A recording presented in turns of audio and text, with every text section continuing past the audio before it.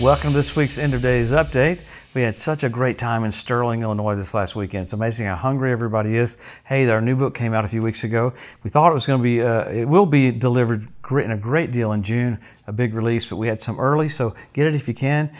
So many folks are getting it. We want to get the message out as much as we can about Jesus coming. And if this weekend you're anywhere near Austin, Texas, we'll be at New Life Church Sunday morning, Sunday night. We'll be getting into the Word, and we'll have a great time, so come be with us. So, we're coming to you every week to look at the different things that point to the coming of the Lord, specifically the gathering of nations for the Ezekiel 38 war.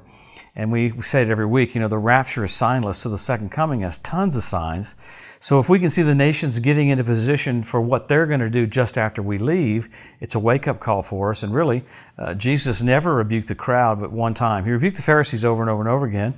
But the only time he rebuked the crowd, he said, hey, you can tell what the weather's going to be, but you don't know your hour of visitation. So you think about it, when Jesus walked into a city, demons started screaming, have you come to torment us before the time? I love that. Instant submission before Jesus even says a word. The cool thing I like about that, though, is that the demons said, have you come to torment us before the time? They knew Jesus had a schedule, and he was early.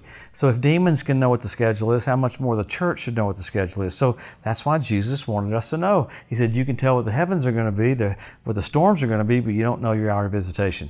So let's pick up on what's happening around Israel. Tons of stuff keeps happening. You got clashes on the Temple Mount. You've got Jordan dealing with America about how we're going to oversee it, not oversee it, but make sure that Jordan is overseeing it, not changing the status quo, because they're pushing for that, because that's what's going to be the big deal. But militarily with Israel, you had drones fired from Hamas and Hezbollah toward Israel. Israel took out those drones.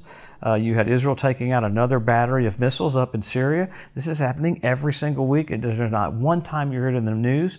The thinking is, though, Israel has to keep defending itself from letting armament build up on its borders. Why? Because this is even crazier. We talked about the International Atomic Energy Agency last week, talking about they saw the fragments of nuclear material in 3 different locations. Well, even crazier, they said this week, and the Jerusalem Post said, Iran has just installed 1,000 brand new centrifuges to enrich uranium. Why is that a deal breaker? There's no one overseeing this. Even Israel's leader said that Iran could have a nuclear weapon within a couple of weeks. I know everybody goes, well, we hear that all the time. No, when Israel says that, they really mean it. That means they've got to do something. Why is that a big deal? Iran literally delivering missiles to Hezbollah that can carry a nuclear warhead. Israel's going to have to do literally a blockade in the ocean, keeping those missiles coming from Hezbollah. Now, these are serious. They have a 3,000-kilometer range. How we found out about it was Israel and America were doing a joint exercise called the Chariot of Fire, and they saw these missiles being deployed and being loaded down. I'm surprised Israel didn't have to even take those out. They probably will have to take those out. So all of this is happening in the midst of them verbally saying we're going to annihilate Israel. Probably one of the things that was so cool that freaked me out this last week was the blood red moon. We saw that on Sunday. The amazing thing about that were the constellations around the blood red moon. This freaks me out. The moon was between the 2 scales, indicating that the heart of man is in the balance for eternity. With that, you had Virgo. Beyond that, you had below it, you had Sagittarius. The cool thing about this with Virgo, you've got Regulus, which is a king planet, doing retrograde motion, forming a crown with Virgo, giving birth to the king. I mean, it's absolutely bizarre how the heavens are basically saying Jesus is just about to come back. There's so much more you could get into all that. Of course, the stars got perverted, but all the signs there, the 12 signs of every month, and locations of them pretty much completely, if I had the Hebrew words and the Greek words, it completely gives you the entire plan of redemption. It's absolutely amazing. So exciting that is. So you got natural things. You got dust storms in Iraq. You got tornadoes, you got fires, you got all the natural things coming along with NASA talking about more asteroids. Obviously, they've talked about Wormwood in 2029, but there was an alert out for the asteroids that were coming this week. There was a fireball spotted over the Ukraine, over England. They said everyone in England could see this fireball. So you got natural things happening along with more sunspots coming from the sun. They say it could disturb the satellite, so the phone service could be messed up. I think my phone service has been messed up a lot without sunspots going off, but it's still happening. So event after event after event. Now, this was a little crazy one. You had the president of the United Arab Emirates He's the one that basically came up with the Abraham Accords, which is showing a place for the two-state solution for Israel. The first person he's getting ready to meet once he got elected is Emmanuel Macron. Now, I've talked about Emmanuel Macron. He's doing everything behind the scenes, literally, to support Israel, going into Lebanon, going into Iraq, literally doing things that the Antichrist is going to do, coming to Israel's to assistance when no one would in the world. So you're watching him do certain things that are very similar to the Antichrist. I know he can't be revealed until we leave, but if he's not the Antichrist, he missed a wonderful opportunity. So with all that, we always go to the signs. Okay, those are things that are happening right now. We go to the signs in the Bible. They're exact, they're precise, they're inarguable, they're so perfect. Number one, Israel made a nation. Number two, Jerusalem won back. After that, you got the Hebrew language restored. Then you got the Ethiopian Jews brought back. Then you got the fertility of the land of Israel. Then you got the revival of the Roman Empire. The Capitol building in Strasbourg, France. Emmanuel Macron is the president of the EU this year. The French president was in rotation. Look at their Capitol building. It's identical to the Tower of Babel. Not similar, identical.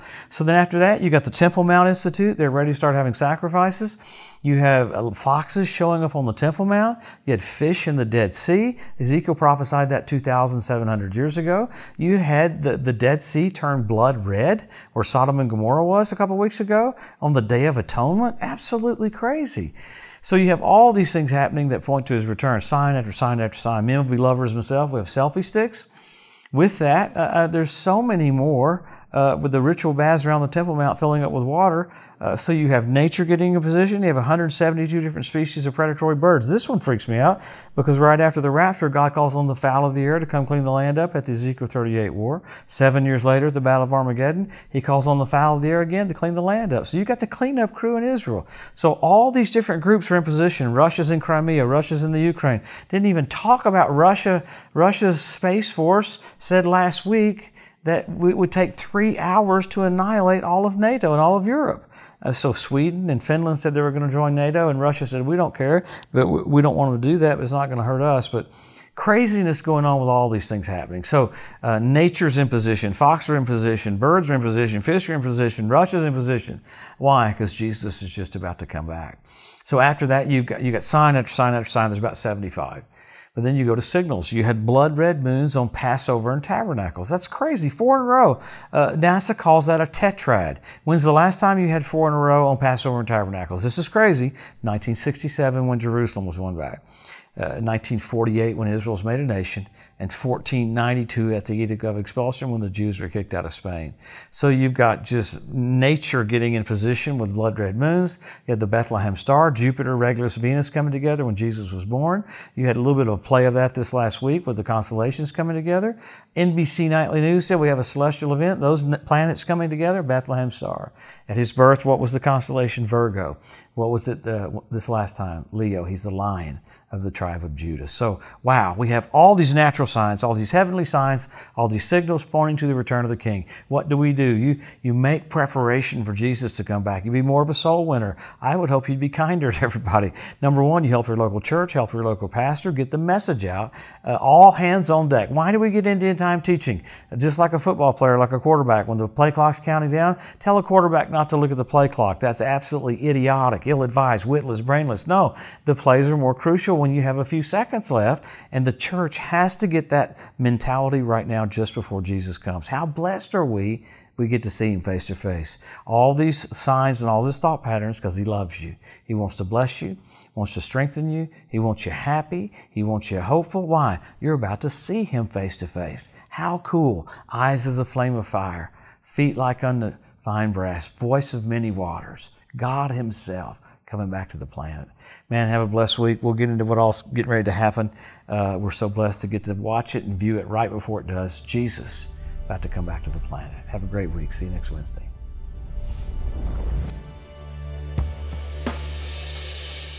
Thanks for joining us today at the End of Days Update.